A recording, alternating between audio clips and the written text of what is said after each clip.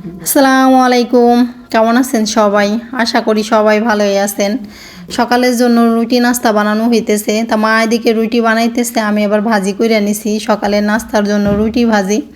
তো খুব সুন্দর করে গোল গোল করে রুটি বানাইতেছে, প্রত্যেকটা রুটি কিন্তু খুব সুন্দর করে ফুলতেছে। এত সুন্দর রুটি বানানো দেখলে আমার অনেক ইচ্ছা করে আমারটা গোল হয় না কেন। অবশ্যই এক নাগারে যদি আমি রুটি বানাই এরকম হবে। যেহেতু আমার আরও যে 2-3টা বোন আছে তারাও কিন্তু অনেক সুন্দর রুটি বানাইতে পারে, আর আমার মা এত চালু রুটি বানায়, আমার বড় বোনও কিন্তু অনেক চালু রুটি বানাইতে পারে। তো কি চালু করে রুটি বানাই নিতেছে, আমার তো ভাজি করে করা হয়ে গেছে। এদিকে মা রুটি বানাইতেছে, আমি হচ্ছে রুটি দিয়ে ভাজি দিয়ে খাইতেছি। আর ঘরে হচ্ছে আমার বোন, ওকে ডাকতেছি খাওয়ার জন্য, এখনও আসতেছে না। আর প্রত্যেকটা রুটি কিন্তু খুব সুন্দর ফুলছে, আর এত নরম রুটিগুলা অনেক সুন্দর। আর দেশাল আটা রুটি তো মনে করেন সেই রুটিতে আরও বেশি স্বাদ লাগে, আর এটা তো কিনা আটা।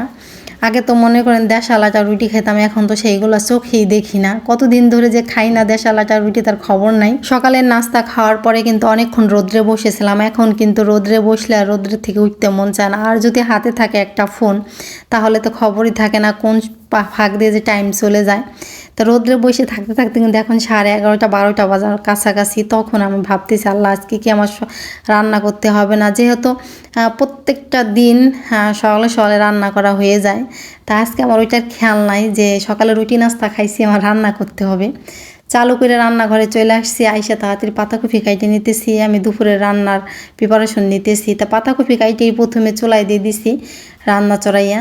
এদিকে পাতাকপি হয়েছে, আর ওদিকে আমি মাছ, তারপরে সে কচুরলতি, এগুলা যেহেতু রান্না করবো ওইগুলা জোগাড় যন্ত্র করে নিছি।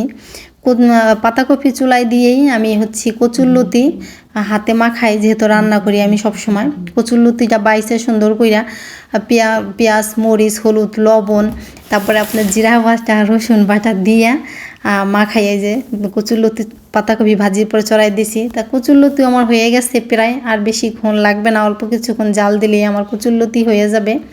আর এদিকে মাছ রান্না করার জন্য সব মশলা আমার বাটা হয়ে গেছে। সব মশলা বলতে কি, সবসময় আমরা যেই মশলা খাই, জিরা বাটা, আদা বাটা, রসুন বাটা, পেঁয়াজ বাটা, মরিচ বাটা, সবই তো বাইটে খাই, ওইগুলো বাটা হয়ে গেছে আমার।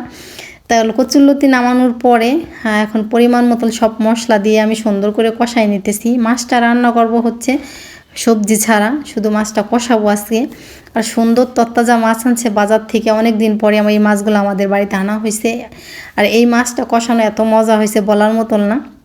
তা পরিমাণ মতো সব মশলা কষানোর পরে পরে মাছ দিয়ে একটু কষাই নিতেছি।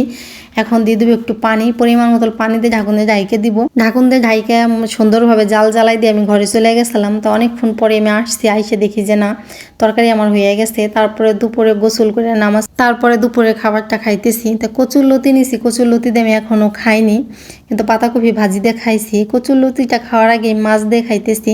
সত্যি কথা বলতে আজকের মাছটা খাইতেছি মনে হয় কি যে কোনো চাষের মাছ খাইতেছি না। এটা কিন্তু চাষের মাছই আনছে বাজার থেকে, কিন্তু মনে হয় যে কোনো বিলের মাছ খাইতেছি বা কোনো ভেসালের মাছ খাইতেছি। মাছটা এত ভালো স্বাদ লাগতেছে, আর চাষের মাছের যে স্বাদ তার থেকে ভালো স্বাদ লাগতেছে। আর মাছটা সকালে আনছে, পরে মাছটা দেখে আমার অনেক ভালো লাগছে, তরতাজা মাছগুলা। খাওয়া দাওয়া করে এসে রগের উপর বসছি, দেখি পাশের বাসার ভাইস্তায় সম্পর্ক পড়তেছে, মানে মাথায় একটা বার্থডের কুকি নিয়ে তারপরে পড়তেছে বৈশা। আর সন্ধ্যার পরে পাশে মিলাদ হয়েছে, সেই জায়গা থেকে পলিথিনে করে খিচুড়ি আনা হয়েছে। আমি আর পলিথিন থেকে বের করে নিই, প্লেটের উপরেই পলিথিনটা খুলে আমি খাইতেছি।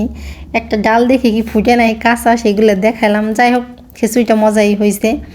তো আজকের ভিডিওটা আমার এই পর্যন্তই। কেমন হলো আমার ভিডিও অবশ্যই কমেন্টে জানাবেন। ভালো লাগলে লাইক, কমেন্ট, শেয়ার, সাবস্ক্রাইব করতে ভুলবেন না। সবাই ভালো থাকবেন, সুস্থ থাকবেন। আল্লাহ হাফেজ, আসসালামু আলাইকুম।